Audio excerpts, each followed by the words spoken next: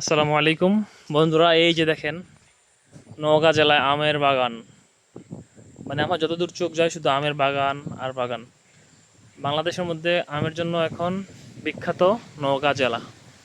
হ্যাঁ, কিছুদিন আগে চাপাই নবাবগঞ্জ 1 নম্বর ছিল, বাট সেটাকে ফেল করে এখন নওগাঁ জেলা আমের জন্য বিখ্যাত হয়ে গেছে, 1 নম্বর র্যাঙ্কিংয়ে আছে।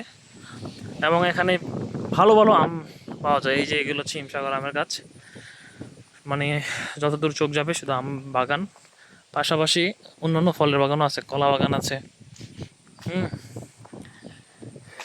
এটা হচ্ছে কলা বাগান সামনে।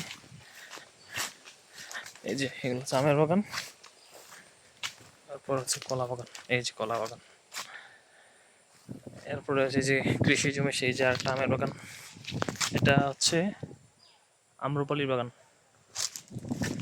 ওইটা। আর এটা হচ্ছে হিমসাগরের আমের বাগান, ক্ষীরসাপতি।